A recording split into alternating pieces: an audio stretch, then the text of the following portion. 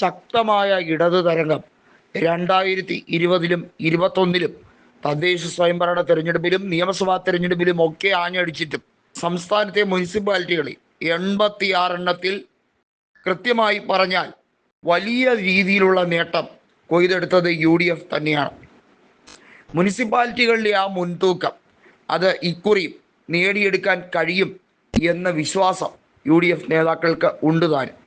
കാരണം വളരെ ശക്തമായിട്ടുള്ള പ്രവർത്തനം പ്രതിപക്ഷത്തിൻ്റെ ഭാഗത്തു നിന്നും ഉണ്ടാകുന്നുണ്ട്. നിരവധിയായിട്ടുള്ള അപകീർത്തികരമായിട്ടുള്ള വിഷയങ്ങൾ ഓരോ UDF നേതാക്കൾക്കെതിരെയും നടത്താൻ വ്യക്തിപരമായി ചില മാധ്യമങ്ങൾ ഇടതുപക്ഷത്തിനോടൊപ്പം ചേർന്ന് നിന്ന് പ്രവർത്തിക്കുമ്പോഴും ആ കാര്യത്തിലൊന്നും കോൺഗ്രസ് നേതാക്കൾക്ക് ഒരു രീതിയിലുള്ള നിരാശാബോധവും ഇല്ല.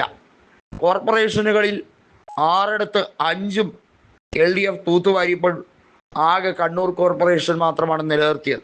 എന്നാൽ മുനിസിപ്പാലിറ്റികളിൽ ബഹുഭൂരിപക്ഷവും, അതായത് ഏകദേശം 3/2 UDF നേതൃത്വത്തിൽ മികച്ച രീതിയിലുള്ള നേട്ടം കൊയ്തെടുക്കാൻ കഴിഞ്ഞു എന്നത് ചില്ലറ കാര്യമൊന്നുമല്ല. അവിടെ ആകെ പറയേണ്ടത് BJPക്ക് പന്തളത്തും പാലക്കാടുമാണ് നഗരസഭാ കേന്ദ്രങ്ങളിൽ ഭരണം നേടിയെടുക്കാൻ കഴിഞ്ഞത്.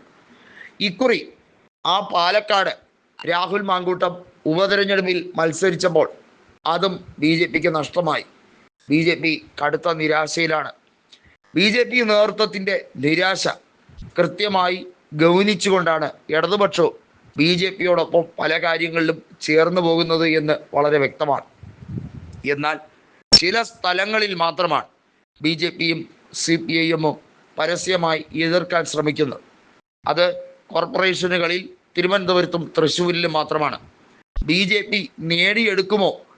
അമിതമായി BJPയെ വളർത്തിയെടുക്കുന്നത്, പ്രത്യേകിച്ചും BJPയുടെ വിജയം അത് കോൺഗ്രസിൻ്റെ പരാജയത്തിലേക്ക് പോകുന്നു എന്ന് പറഞ്ഞ് ആഘോഷിച്ച് തിമർത്തപ്പോൾ BJP ഇത്രത്തോളം വളർന്ന് പന്തലിക്കും എന്ന് തിരുവനന്തപുരത്തും തൃശ്ശൂരിലുമുള്ള CPIM നേതാക്കൾ വിചാരിച്ചില്ല. BJP നേതാവിനെ തൃശ്ശൂർ ലോക്സഭാ തിരഞ്ഞെടുപ്പിൽ വിജയിപ്പിക്കാൻ കാണിച്ച CPIM-ൻ്റെ ബുദ്ധി, അതുപോലെ തന്നെ തിരുവനന്തപുരം ലോക്സഭാ മണ്ഡലത്തിൽ രാജീവ് ചന്ദ്രശേഖരനെ വോട്ട് മറിച്ച് വിജയിപ്പിക്കാൻ കാണിച്ച CPIM ബുദ്ധി, ഇതെല്ലാം ഇപ്പോൾ ചോദ്യചിഹ്നമായി വരികയാണ്.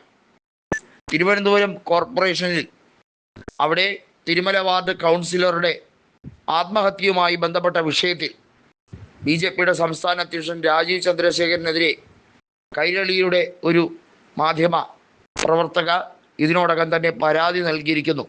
സ്ത്രീവിരുദ്ധ പരാമർശവും അതുപോലെ ഏറ്റവും മോശമായ രീതിയിൽ സഭ്യതയില്ലാതെ പെരുമാറി എന്നൊക്കെയുള്ള പരാമർശമാണ്. എന്നാൽ BJP നേതൃത്വവുമായി CPIM നടത്തുന്ന ഒരു കൊടുക്കൽ വാങ്ങലുകൾ ഉണ്ട്. ഒരു പാലമിട്ട് നടത്തുന്ന കോർപ്പറേഷൻ ലിമിറ്റഡ് കമ്പനി പോലെയാണ് ഇവിടെ പ്രവർത്തിക്കുന്നത്.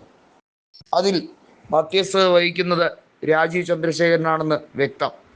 അദ്ദേഹത്തിനെ BJP അധ്യക്ഷനാക്കിയത് മേന്മ കൊണ്ടോ മഹിമ കൊണ്ടോ ഒന്നുമല്ല, പണിയെടുത്തത് കൊണ്ടുമല്ല. ശോഭാ സുരേന്ദ്രനെ പോലുള്ളവർ വെയിൽ കൊണ്ടിട്ടും എന്തുകൊണ്ട് രാജീവ് ചന്ദ്രശേഖരനെ ആക്കി എന്നുള്ളതിന് വളരെ വ്യക്തമാണ് ഉത്തരങ്ങൾ.